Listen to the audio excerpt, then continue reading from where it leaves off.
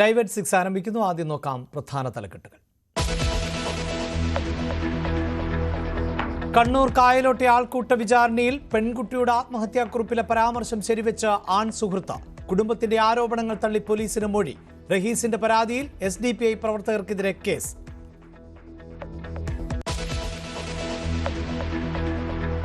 ആളിപ്പടർന്ന് ഭാരതാംബ ചിത്രവിവാദം. ഗവർണറെ വിമർശിച്ച് വീണ്ടും മന്ത്രി വി ശിവൻകുട്ടി. മുഖ്യമന്ത്രിയെ അതൃപ്തി അറിയിക്കാൻ ഗവർണർ. വിദ്യാഭ്യാസ മന്ത്രിക്ക് നേരെ കോഴിക്കോട് പ്രതിഷേധം. ഏറ്റുമുട്ടി യുവമോർച്ചയും SFIയും.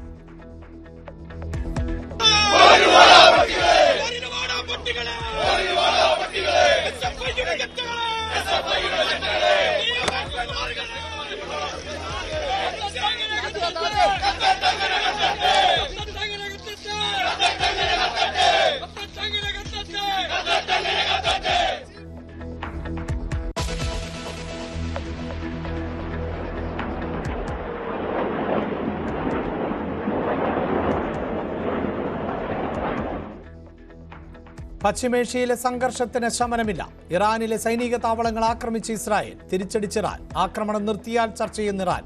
യൂറോപ്യൻ യൂണിയന്റെ ചർച്ചയും പരാജയപ്പെട്ടു.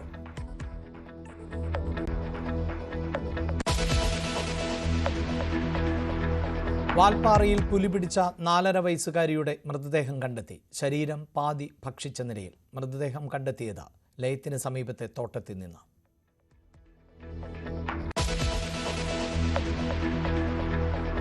ജനവിധി കാത്ത് നിലമ്പൂർ. വോട്ടെണ്ണൽ മറ്റന്നാൾ. മത്സരിക്കാൻ കാരണം VD സതീശനെന്ന് PV അൻവർ.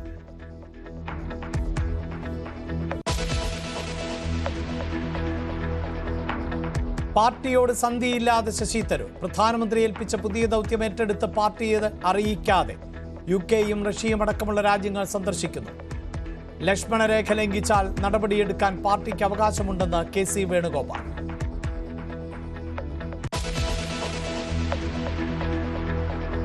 താരസംഘടനയായ അമ്മയിൽ മാറ്റമുണ്ടായേക്കില്ല. നിലവിലെ ഭാരവാഹികൾ തുടർന്നേക്കും. തെരഞ്ഞെടുപ്പില്ലെങ്കിൽ പദവിക്ക് ഇല്ല എന്ന് മോഹൻലാൽ. നാളെ നിർണായക ജനറൽ ബോഡി യോഗം.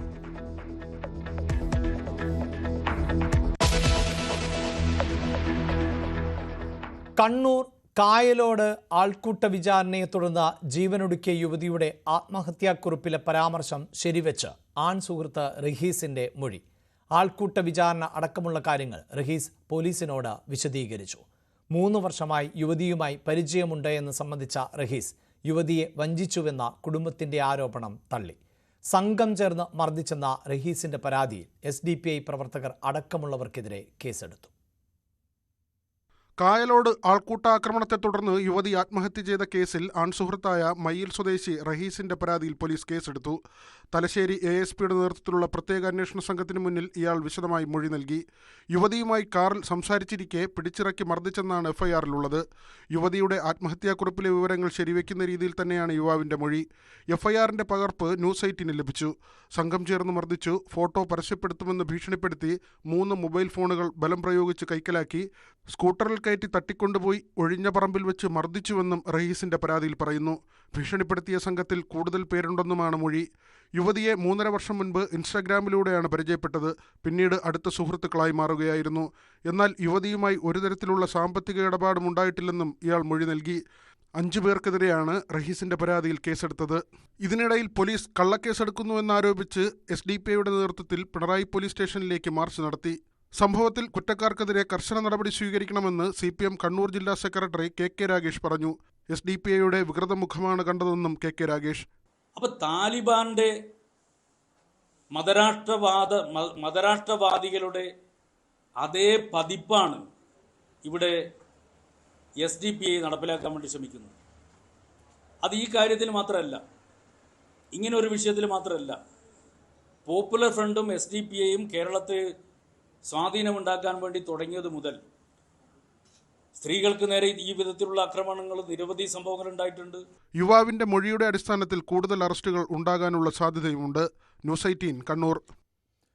ഭാരതാംബ ചിത്രവിവാദത്തിൽ സർക്കാർ ഗവർണർ പോര് മൂർച്ഛിക്കുകയാണ്. ഗവർണറെ നിയന്ത്രിക്കുന്നത് RSS ആണ് എന്നതടക്കം കടുത്ത വിമർശനം തുടരുകയാണ് മന്ത്രി വി ശിവൻകുട്ടി. മന്ത്രിക്കെതിരെ സർക്കാരിനെ അതൃപ്തി അറിയിക്കാനാണ് ഗവർണറുടെ നീക്കം. സംസ്ഥാന വ്യാപകമായി ഭാരതാംബയുടെ ചിത്രത്തിന് മുന്നിൽ വിളക്ക് കൊളുത്തി BJPയും വിഷയം ഏറ്റെടുത്തു കഴിഞ്ഞു.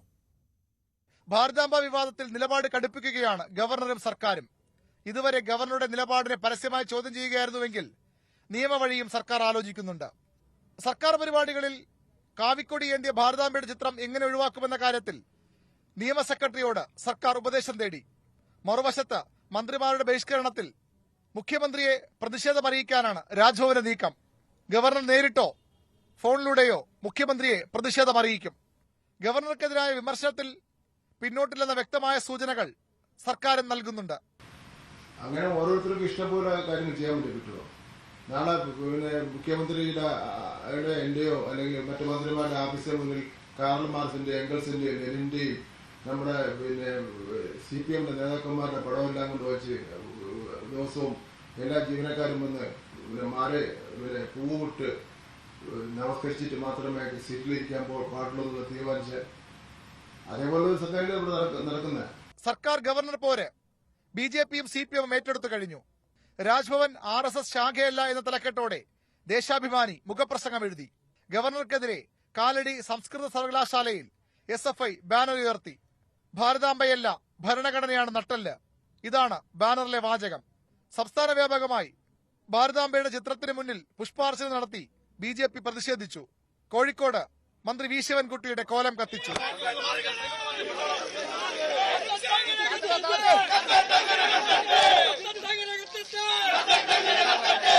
ശിവൻകുട്ടിയുടെയും നമ്മുടെ പ്രസാദ് മന്ത്രിയുടെയും എതിർപ്പ്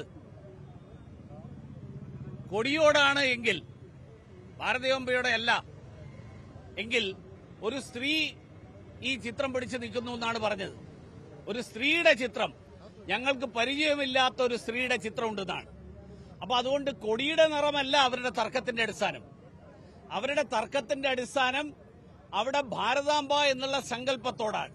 കോഴിക്കോടെത്തിയ മന്ത്രി വി ശിവൻകുട്ടിയെ യുവമോർച്ച പ്രവർത്തകർ കരിങ്കൊടിയും കാട്ടി. മന്ത്രി പങ്കെടുത്ത പരിപാടിയിലേക്ക് തള്ളിക്കയറാനുള്ള ശ്രമം സംഘർഷത്തിനിടയാക്കി.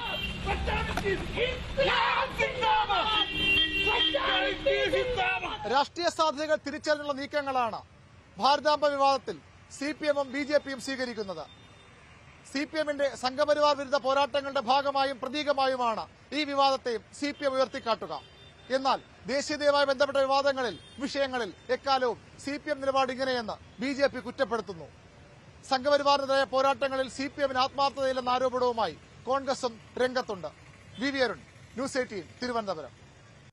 സംസ്ഥാന സർക്കാരിന് മറ്റെന്തോ മറയ്ക്കാനുള്ളതിനാലാണ് വിവാദം എന്ന് കേന്ദ്രമന്ത്രി സുരേഷ് ഗോപി. ഗവർണറുടെ അവകാശം നിയമപരമായി സ്ഥാപിച്ചത് എന്നും നിങ്ങളുടെ കൊടി വെച്ചോളൂ എന്നും സുരേഷ് ഗോപി വ്യക്തമാക്കി. അദ്ദേഹത്തിന്റെ അവകാശം നിയമപരമായി സാധിച്ചിരിക്കുന്നു. നിങ്ങൾക്ക് ആഗ്രഹമുണ്ടോ? നിങ്ങൾ നിങ്ങളുടെ കൊടി വയ്ക്കൂ.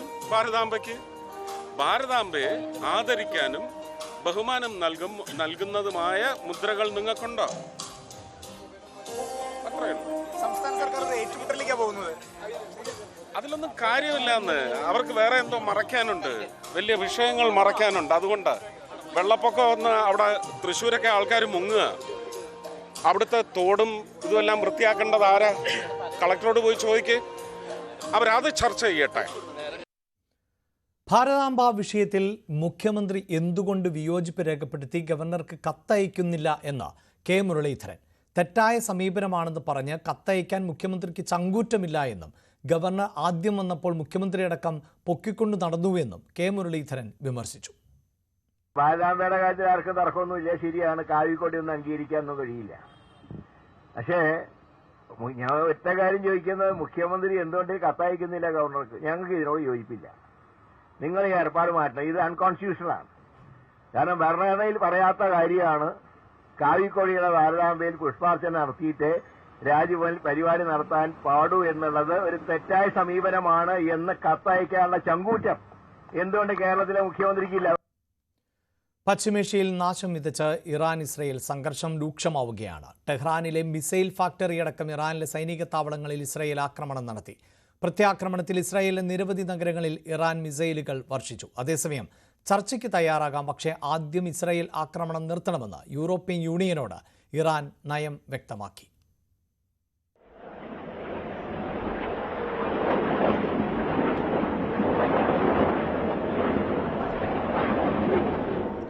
9ാം ദിനവും പശ്ചിമേഷ്യ സംഘർഷഭരിതമാണ്. ഇസ്രായേലിൽ കനത്ത നാശം വിതച്ച് ഇറാൻ വീണ്ടും ആക്രമണം നടത്തി. ഹൈഫയിലും ടെൽ അവീവിലും ബീർഷേബ നഗരങ്ങളിലും മിസൈലുകൾ പതിച്ചു. നിരവധി പേർക്ക് പരിക്കേറ്റു. ടെഹ്റാനിലെ മിസൈൽ ഫാക്ടറി അടക്കം ഇറാനിലെ ഡസനോളം സൈനിക താവളങ്ങളിൽ ഇസ്രായേൽ ആക്രമണം നടത്തി. ടെഹ്റാനിൽ ഒരാണവ ശാസ്ത്രജ്ഞനെ കൂടി വധിച്ചുവെന്നും ഇസ്രായേൽ അവകാശപ്പെട്ടു. അതേസമയം യൂറോപ്യൻ യൂണിയനുമായുള്ള ചർച്ചയിലും സമവായമായില്ല. അമേരിക്കയുമായുള്ള ആണവ ചർച്ച തുടരാൻ ഇറാനോട് യൂറോപ്യൻ യൂണിയൻ നിർദ്ദേശം നൽകി. UK, ജർമ്മനി, ഫ്രാൻസ് തുടങ്ങിയ രാജ്യങ്ങളിലെ വിദേശകാര്യമന്ത്രിമാരും യൂറോപ്പിലെ നയതന്ത്രജ്ഞരുമാണ് ചർച്ചയിൽ പങ്കെടുത്തത്. Avec mes collègues européens, nous sommes aujourd'hui à Genève dans le cadre d'une initiative diplomatique visant à contribuer à la désescalade. Israel ആക്രമണം നിർത്താതെ ആണവ ചർച്ച പുനരാരംഭിക്കാനാവില്ലെന്ന് ഇറാൻ വിദേശകാര്യമന്ത്രി നിലപാടറിയിച്ചു. Iran's nuclear program is peaceful and has always been under the IAEA's safeguards and monitoring.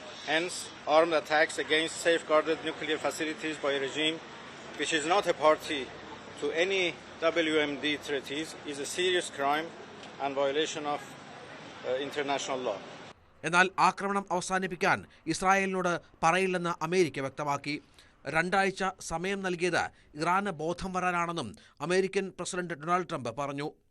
ഇതിനിടെ ഐക്യരാഷ്ട്രസഭയിൽ ഇസ്രായേലിന് കടുത്ത ഭാഷയിൽ മുന്നറിയിപ്പുമായി അന്താരാഷ്ട്ര ആണവോർജ്ജ ഏജൻസി രംഗത്തെത്തി. ഇറാനിലെ ആണവ കേന്ദ്രങ്ങൾ ആക്രമിച്ചത് വൻ സുരക്ഷാ വീഴ്ചയാണെന്നും ഇനി ആവർത്തിക്കരുതെന്നുമാണ് ഇസ്രായേലിന് മുന്നറിയിപ്പ് നൽകിയത്. News desk, news 18. American president Donald ട്രംപിന് 2024 സമാധാനത്തിനുള്ള നൊബേൽ സമ്മാനത്തിന് ശുപാർശ ചെയ്ത് പാകിസ്ഥാൻ. ആണവ രാജ്യങ്ങളായ ഇന്ത്യയും പാകിസ്ഥാനും തമ്മിലുണ്ടായ സംഘർഷം യുദ്ധത്തിലേക്ക് പോകാതെ അവസാനിപ്പിച്ച ഇടപെടലിന്റെ പേരിൽ ആണ് ട്രംപിന്റെ പേര് പാകിസ്ഥാൻ നിർദ്ദേശിച്ചത്. ഇന്ത്യ പാകിസ്ഥാൻ വെടിനിർത്തൽ തന്റെ മധ്യസ്ഥതയിൽ ആയിരുന്നു എന്ന് പലതവണ ട്രംപ് അവകാശവാദം ഉന്നയിച്ചിരുന്നു. ഇന്ത്യ ഈ അവകാശവാദം പരസ്യമായി തന്നെ തള്ളിയതാണ്. എന്നാൽ ട്രംപും പാകിസ്ഥാനും ഈ വാദം ആവർത്തിക്കുകയാണ്. ഇതിന്റെ തുടർച്ചയാണ് പാകിസ്ഥാന്റെ ഈ നീക്കം. പാകിസ്ഥാൻ സൈനിക മേധാവിക്ക് വൈറ്റ് ഹൗസിൽ കഴിഞ്ഞ ദിവസം വിരുന്ന് നൽകിയിരുന്നു.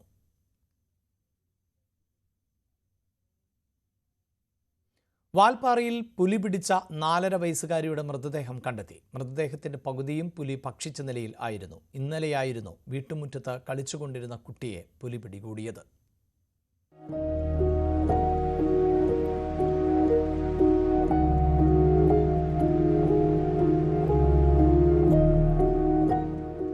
ഒടുക്കം കാത്തിരിപ്പുകൾ വിഫലമായി.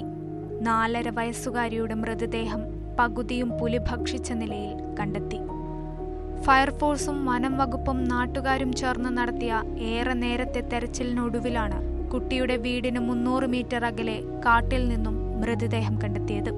വാൽപ്പാറ പച്ചമല എസ്റ്റേറ്റിലെ തെക്ക് ഡിവിഷനിൽ തോട്ടം തൊഴിലാളികളായ ജാർഖണ്ഡ് സ്വദേശി മനോജ് കുന്ദയുടെ മകളാണ് കൊല്ലപ്പെട്ട റുസിനി. കഴിഞ്ഞ ഞായറാഴ്ചയാണ് മനോജ് കുന്ദയും കുടുംബവും ജാർഖണ്ഡിൽ നിന്ന് വാൽപ്പാറയിലേക്ക് ജോലിക്കെത്തിയത്. ഇന്നലെ വൈകുന്നേരം 4:30 വീട്ടുമുറ്റത്ത് കളിച്ചുകൊണ്ടിരുന്ന റുസിനിയെ പുലി പിടിച്ച് വലിച്ചിഴച്ചു കൊണ്ടുപോവുകയായിരുന്നു. സമീപത്തെ തേയിലത്തോട്ടത്തിൽ നിന്നാണ് പുലി കുട്ടിക്ക് നേരെ പാഞ്ഞടുത്തത്. തോട്ടം തൊഴിലാളികൾ ബഹളം വെച്ചെങ്കിലും പുലി കുട്ടിയുമായി ഓടിമറഞ്ഞു. ഫയർഫോഴ്സും വനം വകുപ്പും നാട്ടുകാരും ചേർന്ന് ഇന്നലെ വ്യാപക തെരച്ചിൽ നടത്തിയെങ്കിലും കണ്ടെത്താനായിരുന്നില്ല. തുടർന്ന് ഇന്നും രാവിലെ മുതൽ തന്നെ തെരച്ചിൽ ഊർജിതമാക്കി. മൃതദേഹം പോസ്റ്റ്മോർട്ടത്തിന് ശേഷം ബന്ധുക്കൾക്ക് വിട്ടു നൽകും. ന്യൂസ് 18 വാൽപ്പാറ. നിലമ്പൂർ ഉപതെരഞ്ഞെടുപ്പ് ഫലം മറ്റന്നാൾ വരാനിരിക്കെ PV അൻവർ പിടിക്കുന്ന വോട്ടുകളാണ് LDFന്റെയും UDFന്റെയും പ്രതീക്ഷയും ആശങ്കയും. തനിക്ക് ജയിക്കാനായില്ല എങ്കിൽ UDF സ്ഥാനാർത്ഥി വിജയിക്കട്ടെ എന്ന നിലപാടിലാണ് PV അൻവർ. പോളിംഗിന്റെ അന്തിമ കണക്കുകൾ പുറത്തു വന്നിട്ടും LDFനും UDFനും കൃത്യമായിട്ട് എത്ര ഭൂരിപക്ഷം കിട്ടുമെന്നോ എന്തായിരിക്കും ഫലമെന്നോ പറയാൻ കഴിയാത്തതിൻ്റെ ഒരേ ഒരു കാരണം PV അൻവറാണ്. PV അൻവർ എത്ര വോട്ടുകൾ നേടുമെന്ന് ഇപ്പോഴും ഇരു മുന്നണികൾക്കും വ്യക്തമായ ധാരണയില്ല. അൻവറിന് ലക്ഷ്യമിട്ട വോട്ടുകൾ ലഭിക്കുമോ എന്നുള്ളതാണ് കണ്ടറിയേണ്ടത്. പോത്തുകല്ല്, കരുളായി, അമരമ്പലം തുടങ്ങി LDFന് ആധിപത്യമുണ്ടെന്ന് അവർ കരുതുന്ന മേഖലയിൽ അവിടെ അൻവറിന് വോട്ട് ലഭിച്ചു കഴിഞ്ഞാൽ അതിൻ്റെ നേട്ടം UDFനായിരിക്കും ഉണ്ടാവുക. അതുപോലെ തന്നെ വഴിക്കടവ്, മൂത്തേടം, എടക്കര, ചുങ്കത്തറ തുടങ്ങി UDF ലീഡ് നേടുമെന്ന് കരുതുന്ന മേഖലകളിൽ അൻവർ വോട്ട് പിടിച്ചാൽ അതിൻ്റെ നേട്ടം LDFനും ലഭിക്കും. അതുകൊണ്ട് തന്നെ ഏത് മേഖലകളിൽ നിന്നായിരിക്കും അൻവറിന് കൂടുതൽ വോട്ടുകൾ കിട്ടുക എന്ന് അറിയാനാവാത്തത് ഇരു മുന്നണികളെയും ഒരുപോലെ ആശയക്കുഴപ്പത്തിലാക്കുന്നുണ്ട്. അൻവറാകട്ടെ തനിക്ക് ജയിക്കാൻ കഴിഞ്ഞില്ലെങ്കിൽ UDF സ്ഥാനാർത്ഥി ജയിച്ചോട്ടെ എന്നാണ് പരോക്ഷമായി പറഞ്ഞു വെക്കുന്നത്. ഇന്ന് മാധ്യമങ്ങളെ കണ്ട അദ്ദേഹം തെളിഞ്ഞ പിണറായിയേക്കാൾ മറഞ്ഞ പിണറായി ജയിക്കുകയാണ് തനിക്ക് താല്പര്യമെന്നും വ്യക്തമാക്കി. എനിക്ക് ജയിക്കാൻ കഴിഞ്ഞില്ലെങ്കിൽ പിണറായി തോൽക്കണം. അവിടെ രണ്ട് പിണറായിമാരാണല്ലോ ഉള്ളത്. ഒന്ന് തെളിഞ്ഞ പിണറായി, ഒന്ന് ഒളിഞ്ഞ പിണറായിയാണ്. അപ്പം സ്വാഭാവികമായിട്ടും തെളിഞ്ഞ പിണറായി തോൽക്കണം. എൻ്റെ പോരാട്ടം പിണറായിസത്തിനെതിരാണല്ലോ. എനിക്ക് ജയിക്കാൻ കഴിഞ്ഞില്ലെങ്കിൽ തെളിഞ്ഞ പിണറായി തോൽക്കണം. അല്ല, സ്വാഭാവികമായിട്ടും അപ്പോൾ വരുന്ന UDF സ്ഥാനാർത്ഥിയാവുമല്ലോ. ഈ ഒളിഞ്ഞ പിണറായി ജയിക്കും. അപ്പം ജയിച്ചോട്ടെ. തെളിഞ്ഞ പിണറായി ജയിക്കുന്നതിനേക്കാളും നല്ലത് ഒളിഞ്ഞ പിണറായി ജയിക്കുന്നതല്ലേ. അത് തന്നെയായാലും നിലപാട്. PV അൻവർ നേരത്തെ പറഞ്ഞിരുന്നത് 75,000-ഓളം വോട്ടുകൾ നേടുമെന്നും 25,000-ലേറെ വോട്ടിന് ഭൂരിപക്ഷത്തോടെ വിജയിക്കുമെന്നുമാണ്. പക്ഷേ അവസാന കണക്കുകളിലേക്ക് വരുമ്പോൾ അൻവറിന്റെ ക്യാമ്പും ലക്ഷ്യമിടുന്നത് 15,000-നും 20,000-നും ഇടയിലുള്ള വോട്ടുകളാണ് എന്ന് തന്നെ വേണം കരുതുവാൻ. മികച്ച ഒരു കഴിവ് തെളിയിക്കാൻ കഴിയുന്ന തരത്തിലുള്ള വോട്ടുകൾ നേടി UDF-ലേക്ക് മടങ്ങിയെത്തുക എന്ന് തന്നെയാണ് അൻവർ ലക്ഷ്യമിടുന്നത്. ഷൗക്കത്തിൻ്റെ ഭൂരിപക്ഷവും അൻവർ നേടുന്ന വോട്ടുകളുമാകും ഇതിൽ നിർണായകമാവുക. അൻവർ ഏതെല്ലാം മേഖലകളിൽ നിന്ന് എത്രയെല്ലാം വോട്ടുകൾ നേടുമെന്ന കാര്യത്തിൽ ഇപ്പോഴും അനിശ്ചിതത്വവും നിലനിൽക്കുന്ന സാഹചര്യത്തിൽ നിലമ്പൂർ തെരഞ്ഞെടുപ്പിൻ്റെ ക്ലൈമാക്സ് എന്താകുമെന്നത് കണ്ടു തന്നെ അറിയണം. അഖിലോട്ട് പറയ്ക്കൊപ്പം CB അനുമോദ്, ന്യൂസ് 18.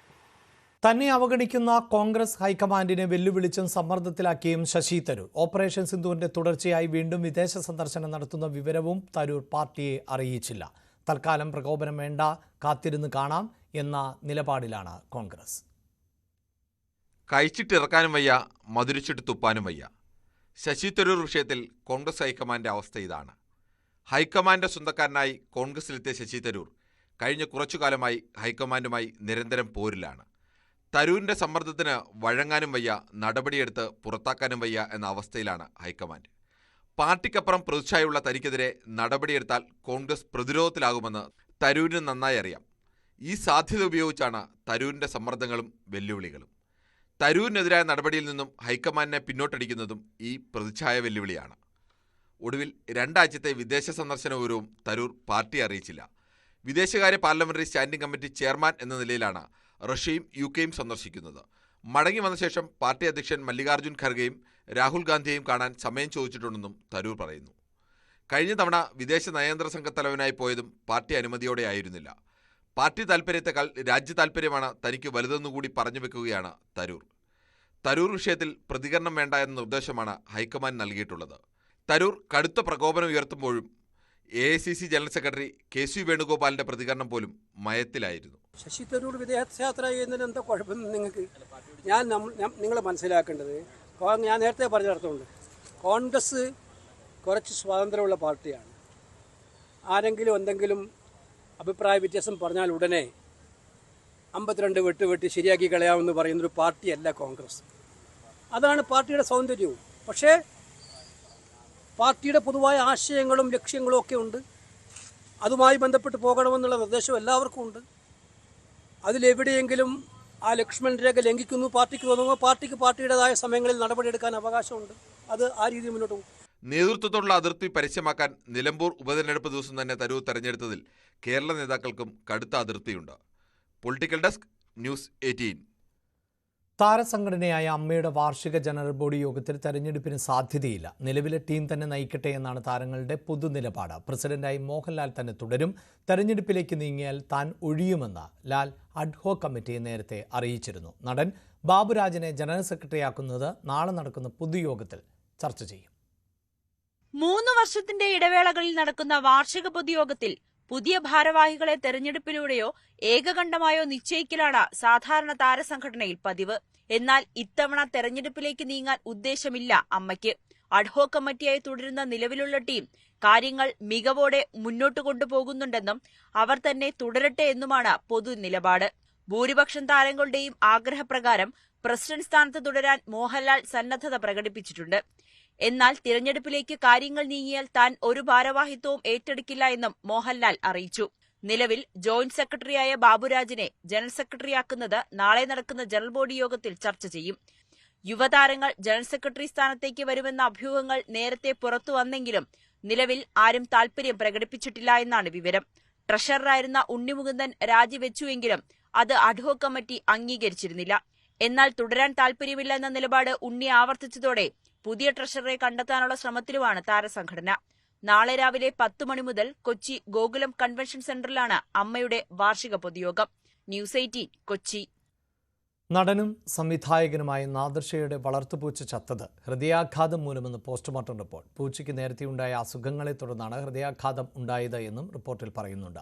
ജില്ലാ വെറ്റിനറി ഓഫീസറുടെ റിപ്പോർട്ട് പാലാരിവട്ടം പോലീസിന് കൈമാറി. തുടർ നടപടികൾ അവസാനിപ്പിക്കുകയും ചെയ്തു പോലീസ്. ജില്ലാ വെറ്റിനറി ഹോസ്പിറ്റലിൽ നടത്തിയ പോസ്റ്റ്മോർട്ടത്തിൽ പൂച്ച ചത്തത് ഹൃദയാഘാതം മൂലമാണെന്ന് കണ്ടെത്തി. കഴുത്തിൽ വലിഞ്ഞു മുറുകിയതിനാൽ ഉണ്ടാകുന്ന തരത്തിലുള്ള പാടുകൾ ജഡത്തിലില്ല. പോസ്റ്റ്മോർട്ടം റിപ്പോർട്ട് ജില്ലാ വെറ്റിനറി ഡോക്ടർ പോലീസിന് കൈമാറി. ദുരൂഹത ഒഴിഞ്ഞ സാഹചര്യത്തിൽ കേസെടുക്കേണ്ടതില്ലെന്നാണ് പാലാരിവട്ടം പോലീസിന്റെ നിലപാട്. കഴിഞ്ഞ ശനിയാഴ്ച രാവിലെയാണ് നാദിർഷയുടെ വളർത്തുപൂച്ച ചത്തത്. പൂച്ചയെ ഗ്രൂം ചെയ്യാൻ എറണാകുളം പെറ്റ് ഹോസ്പിറ്റലിലേക്ക് കൊണ്ടുപോയതായിരുന്നു. ഗ്രൂം ചെയ്യുന്നതിന് മുന്നോടിയായി അനസ്തേഷ്യ നൽകിയപ്പോൾ പൂച്ചയുടെ ജീവൻ നഷ്ടപ്പെട്ടെന്നും അശ്രദ്ധയാണ് കാരണമെന്നുമായിരുന്നു നാദിർഷയുടെ പരാതി. എന്നാൽ പിഴവ് സംഭവിച്ചിട്ടില്ലെന്ന നിലപാടിൽ തന്നെയായിരുന്നു Ernakulam pet hospital. News 18 Kochi. ബസിൽ പെൺകുട്ടിയോട് ലൈംഗികാതിക്രമം നടത്തിയ കേസിൽ യുവാവ് അറസ്റ്റിൽ. കോഴിക്കോട് സ്വദേശി സവാദിനെ പിടികൂടിയത് തമിഴ്നാട്ടിൽ നിന്നാണ്. സമാനമായ കേസ് 2023 ഇയാൾ അറസ്റ്റിലായിരുന്നു. കഴിഞ്ഞ ശനിയാഴ്ചയാണ് കേസിനാസ്പദമായ സംഭവം. തൃശൂരിൽ നിന്നും മലപ്പുറത്തേക്കുള്ള യാത്രയിൽ KSRTC ബസ്സിൽ വെച്ച് പെൺകുട്ടിയോട് ലൈംഗിക അതിക്രമം നടത്തുകയായിരുന്നു. പീഡനശ്രമത്തിനു പുറമെ നഗ്നതാ പ്രദർശനവും ഇയാൾ ബസ്സിൽ നടത്തി. പെൺകുട്ടി പ്രതികരിച്ചപ്പോൾ പേരാമംഗലത്ത് വെച്ച് ബസ്സിൽ നിന്നും സവാദ് ഇറങ്ങിയോടി. പെൺകുട്ടി തൃശൂർ ഈസ്റ്റ് പോലീസിലെത്തി പരാതി നൽകി. തുടർന്ന് സവാദ് തമിഴ്നാട്ടിലേക്ക് കടക്കുകയായിരുന്നു. പിന്നീട് പോലീസ് പിടിയിലായി. 2023 നെടുമ്പാശ്ശേരിയിൽ വെച്ച KSRTC ബസ്സിൽ ലൈംഗിക അതിക്രമം കാണിച്ചതിന് ഇയാൾ നേരത്തെ പോലീസ് പിടിയിലായിട്ടുണ്ട്. അന്ന് ജാമ്യത്തിലിറങ്ങിയ സവാദിനെ ജയിലിന് പുറത്തുവെച്ച് സ്വീകരണം നൽകിയത് വൻ വിവാദമായിരുന്നു.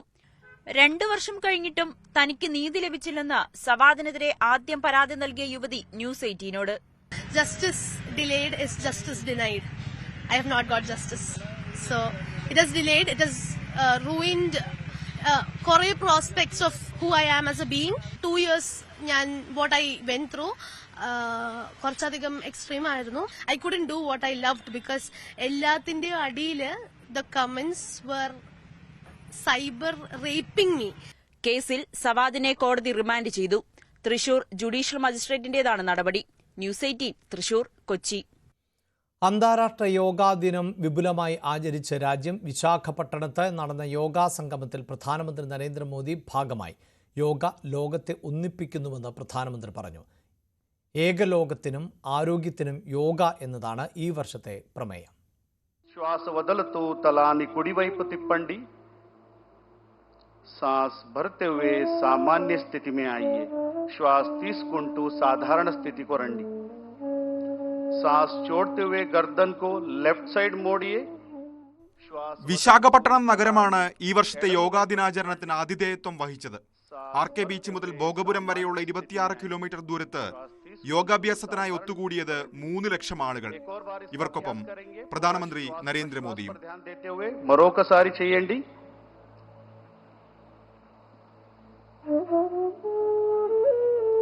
और धीरे से सांस भरते हुए सामान्य स्थिति में आइए. श्वास తీసుకుంటూ സാധാരണ స్థితికి రండి. യോഗയ്ക്ക് പ്രായമോ അതിർത്തിയോ ഇല്ലെന്ന് മോദി പറഞ്ഞു. ലോകം മുഴുവൻ പിരിമുറുക്കങ്ങളിലൂടെയും അസ്ഥിരതയിലൂടെയും കടന്നു പോകുമ്പോൾ യോഗ സമാധാനത്തിന്റെ ദിശ നൽകുന്നു. दुर्भाग्य से आज पूरी दुनिया किसी न किसी तनाव से गुजर रही है. कितने ही क्षेत्रों में अशांति और अस्थिरता बढ़ रही है. ऐसे में योग से हमें शांति की दिशा मिलती है.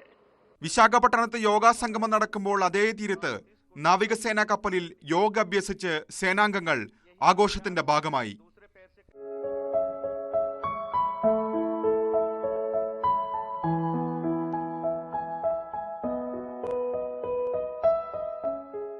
രാഷ്ട്രപതി ദ്രൗപദി മുർമു ഉത്തരാഖണ്ഡിലെ ഡെറാഡൂണിൽ നടന്ന യോഗാദിന പരിപാടികളിൽ പങ്കെടുത്തു. ജമ്മു കശ്മീരിലെ ഉധംപൂർ കണ്ടോൺമെന്റിൽ സൈനികർക്കൊപ്പമായിരുന്നു പ്രതിരോധ മന്ത്രി രാജ്നാഥ് സിംഗിന്റെ യോഗാദിനാചരണം.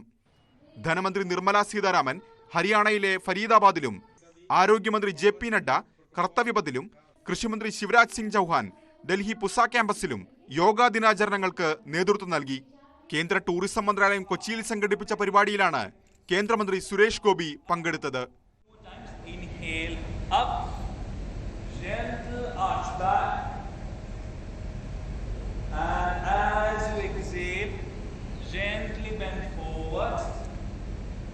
എഞ്ചിനീയറിംഗ് അദ്ഭുതമായ ജമ്മു കാശ്മീരിലെ ചെനാബ് റെയിൽ പാലത്തിൽ റിയാസി ജില്ലാ ഭരണകൂടത്തിന്റെ നേതൃത്വത്തിലായിരുന്നു യോഗാ ദിനാചരണം. पुरानी ग्रंथों में बताया गया है कि भगवान शिव ने सबसे पहले योग के बारे में बताया और सप्त ऋषियों को इसका ज्ञान दिया. സമുദ്രനിരപ്പിൽ നിന്ന് 14,000 അടി ഉയരത്തിൽ ലഡാക്കിലെ പാങ്ങോങ് തടാകക്കരയിൽ Indo Tibetan border police yoga അഭ്യസിച്ചു. National desk news 18. യോഗാ ദിനത്തിൽ കുട്ടികൾക്കൊപ്പം യോഗ ചെയ്തും ലഹരിവിരുദ്ധ സന്ദേശം നൽകിയും നടൻ മോഹൻലാൽ കൊച്ചി സിയാൽ കൺവെൻഷൻ സെന്ററിൽ വിശ്വശാന്തി ഫൗണ്ടേഷൻ സംഘടിപ്പിച്ച യോഗാ ദിനാചരണത്തിലായിരുന്നു മോഹൻലാൽ പങ്കെടുത്തത്.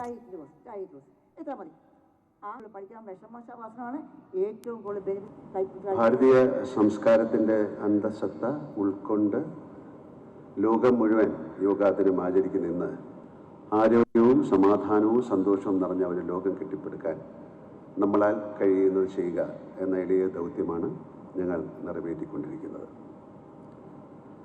ഒന്നിച്ചു നിന്നാൽ ഒരുപാട് കണ്ണീരുകൾ ഒപ്പാൻ സാധിക്കും എന്ന അനുഭവങ്ങളിലൂടെ നാം തിരിച്ചറിഞ്ഞു.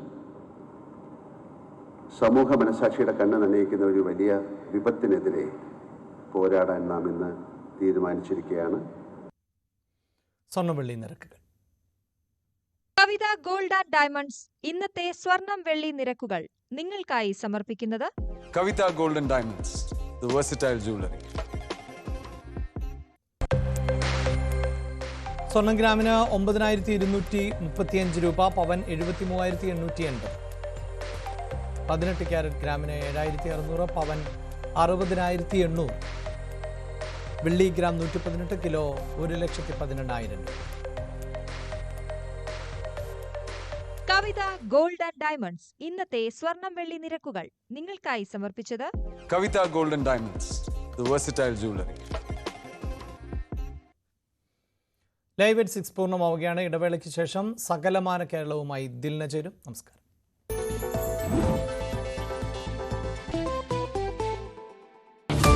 നിലമ്പൂർ വീണ്ടും ചുവപ്പിക്കാൻ സ്വരാജിനാകും. പിടിച്ചെടുക്കാൻ കച്ചകെട്ടിയ ഷൗക്കത്തിനൊപ്പം നിലമ്പൂരിന്റെ മനസ്സുണ്ട്. അൻവർ ആരുടെ വിധി നിർണയിക്കും? മലയോരം തുണയ്ക്കുമോ മോഹൻ ജോർജിനെ? ആവേശപ്പോരിലെ കണക്കെടുപ്പിന്റെ ഓരോ നിമിഷവും ന്യൂസ് 18.